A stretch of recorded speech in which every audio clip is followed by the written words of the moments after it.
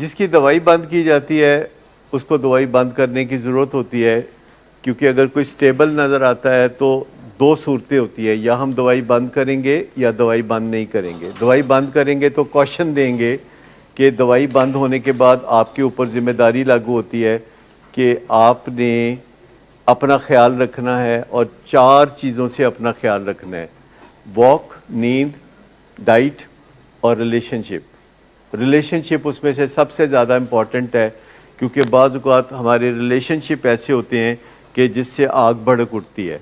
چنگاری اندر ہمیشہ ہوتی ہے، چنگاری، جینیٹکس، یہ ساری چیزوں کو سمجھنے کی ضرورت ہے، تو وہ ہمیشہ اندر ہوتی ہے۔ لیکن اگر جیسے ہم کہتے ہیں کہ علاج شروع ہوتا ہے، علاج ختم نہیں ہوتا، تو یہ میں آپ کو بتاؤں کہ ہم بہت مشکل سے یہ بات کہتے ہیں۔ یہ بات صرف آپ کو رواج کے طور پر اگر کہیں نظر آئے گی تو امریکہ میں نظر آئے گی۔ یہ بات امریکہ سے آگے نہیں نکلی کہ سچ بات کرنی چاہیے۔ یہ بات امریکہ میں آپ کو نظر آئے گی، پلس کینیڈا میں آپ کو شاید نظر آئے، کہ مریض کو بتانا ہے کہ یہ دوائی جو تم کھا رہے ہو یہ کب تک کھانی پڑے گی، کچھ کہا نہیں جا سکتا، تم مینٹلی پریپیئر ہو جاؤ کہ ہمیشہ کھانی پڑے گی۔ آج سے 50 سال پہلے کوئی ڈائبٹیز کے مریض کو بھی یہ بات نہیں کہہ سکتا تھا امریکہ میں، کوئی بلڈ پریشر کے مریض کو بھی یہ بات نہیں کہہ سکتا تھا امریکہ میں۔ تو پھر انہوں نے یہ نظام تخلیق کیا کہ ڈاکٹر کو کرج سے مالا مال کرنے کی کوشش شروع کی کہ ڈاکٹر بولے، اور وہاں ڈاکٹر نے بولنا شروع کیا۔ سب سے پہلے امریکہ نے لیڈ کیا اور انہوں نے بولنا شروع کیا کہ کچھ بیماریاں پرائمری، کرونک، پروگریسو ہوتی ہیں اور ان کا علاج شروع ہوتا ہے اور ان کا علاج ختم نہیں ہوتا۔ وہ پرائمری، کرونک، پروگریسو ہوتی ہیں، آپ نے ان کا خیال رکھنا ہوتا ہے، ساری زندگی ان کا خیال رکھنا ہوتا ہے۔ خیال رکھنے سے مراد ہے بعض اوقات دوا یعنی ڈرگز یا میڈیسن۔ خیال رکھنے سے بعض اوقات ہوتا ہے خیال کہ کاؤنسلنگ ہونی چاہیے۔ خیال رکھنے سے مراد بعض اوقات ہوتا ہے کہ پرہیز کرنا پڑے گا، جیسے ڈائبٹیز میں ہے۔ تو خیال رکھنے سے مراد یہ ہے کہ کوئی ڈسپلن فالو کرنا پڑے گا، جیسے کہ بیماریوں میں ڈاکٹر کہتے ہیں کہ یہ کرو اور یہ نہ کرو۔ اور جب بھی ہمیں کوئی پرائمری کرونک بیماری آتی ہے، پرائمری کرونک بیماری جیسے کہ بائیپولر، جیسے کہ ایڈکشن، جیسے کہ ڈائبٹیز، تو اس وقت ہمیں یہ تیار کرنا ضروری ہے، اور ہمارے ڈاکٹر کا یہ فرض ہے کہ وہ ہمیں تیار کر دے اس بات کے لیے جو کہ ہمیں اچھی نہیں لگتی، کہ یہ اب تمہیں اس بات کا تا زندگی، جب تک تمہاری زندگی ہے، تم نے خیال رکھنا ہے، جس سے تمہاری کوالٹی آف لائف بہتر ہوگی اور تمہاری زندگی کی طوالت زیادہ ہو جائے گی۔ اس میں یہ ساری چیزیں آ جاتی ہیں جب اس قسم کی کوئی چیز ہو جاتی ہے جس کو پرائمری کرونک کہتے ہیں اور پروگریسو کہتے ہیں۔ if untreated it will give you pain or it will give you no further life۔ تو یہ ہمیں تھوڑا سوچنا پڑے گا کہ وقت کے ساتھ چیزیں بدل رہی ہیں۔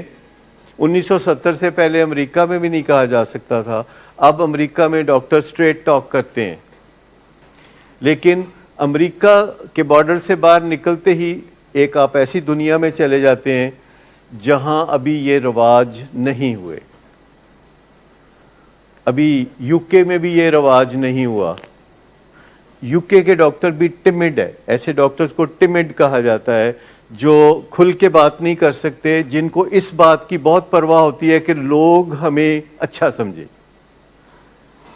یہ خواہش بری نہیں ہے، پر کسی مریض کی زندگی کے مقابلے میں یہ خواہش بری ہے۔ کسی مریض کی صحت کو اگر مد نظر رکھا جائے تو ڈاکٹر صرف یہ سوچے کہ مجھے اچھا سمجھا جائے۔ جو ڈاکٹر صرف تعریف چاہتا ہے، اپریسیشن چاہتا ہے، جو ڈاکٹر تنقید نہیں سننا چاہتا، وہ آپ کے لیے نقصان کا باعث ہو سکتا ہے۔ جو صرف یہ چاہتا ہے کہ آپ اسے مرشد سمجھیں، جو یہ چاہتا ہے کہ آپ اسے بہت کرنی والا بابا سمجھیں، اور ایسا ڈاکٹر جو کہ تنقید نہیں سننا چاہتا, کرٹیسزم نہیں سننا چاہتا. جس کے اندر خود شیم ہے اس کا شیم سپائرل ٹریگر ہو جاتا ہے جو ہی کوئی بندہ اس کے ساتھ کوئی ایسی بات کرتا ہے جو کہ ڈس ایگریمنٹ والی ہوتی ہے. یہ ایک ڈاکٹر کو سیکھنے کی ضرورت ہوتی ہے کہ جو بیسٹ ہے اس نے وہ کرنا ہے, چاہے کسی کو اچھا لگے یا نہ لگے, لیکن سچائی کو ایسے دوسرے تک پہنچانا ہے کہ وہ تکلیف دے نہ ہو, زیادہ اچھے طریقے سے دوسرے تک سچائی کو پہنچا دے, اور جو اس کے دل کی بات ہے وہ اس خوف کے بنا کر دے کہ اس کے بعد اس کو اچھا سمجھا جائے گا کہ اچھا نہیں سمجھا جائے گا. ڈائبٹیز میں بھی یہی قانون لاگو ہوگا, دل کی بیماری میں بھی یہی ہوگا, بائیپولر ڈس آرڈر شیزوفرینیا میں بھی یہی ہوگا. اور ونس آپ یہ سخت والا کام کر لیں گے تو آگے آسانی ہے, آگے آسانی ہے. جو نمبر 8 ہے جس پہ ہم بات کر رہے ہیں وہ یہ ہے کہ ریلیپس کی پاسبلٹی کو تسلیم کر لیں. مجھے کیا سوٹ کرتا ہے, مجھے کیا سوٹ کرتا ہے کہ میں کیا کہوں. مجھے سوٹ کرتا ہے کہ میں کہوں کہ فکر نہ کریں, انشاءاللہ سب ٹھیک رہے گا. راوی چین لکھے گا, آپ کی مشکلیں ہمیشہ کے لیے آسان ہو گئیں, آپ کا مسئلہ حل ہو گیا. مجھے یہ سوٹ کرتا ہے. اور چونکہ آپ کی یہ شدید تمنا ہے, اور جب میں یہ کہوں گا تو آپ بہت خوش ہوں گے. آپ کی یہ شدید تمنا ہے, کیونکہ جو ہماری شدید تمنا ہوتی ہے, جب اگلا اس تمنا کی لائن میں بات کرتا ہے تو آپ کو بہت اچھا لگتا ہے. اگر آپ کے محلے کا پرچون والا بھی آپ کو کہے نا کہ میں تو امریکہ دا ویزا لے کے دے سکتا ہے, تو آپ کا کیا جواب ہوگا؟ آپ کا لاؤ, دلاؤ ہمیں.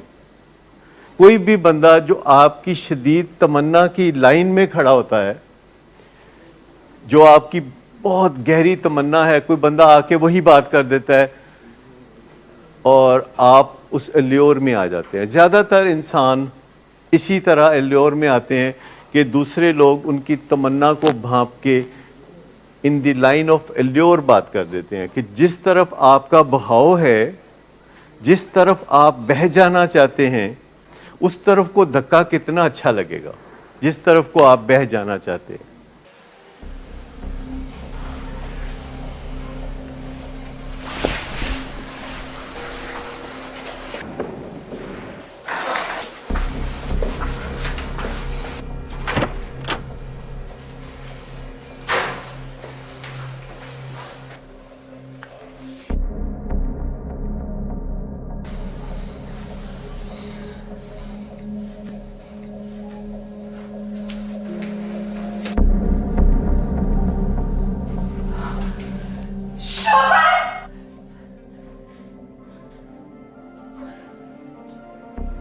شراب نوشی کی وجہ کردار کی خرابی نہیں, موڈ کی خرابی ہے.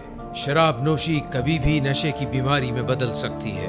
نشے کی بیماری ہر سٹیج پر قابل علاج ہے. مدد حاصل کیجیے, کیونکہ وہ ایسا نہیں کرے گا.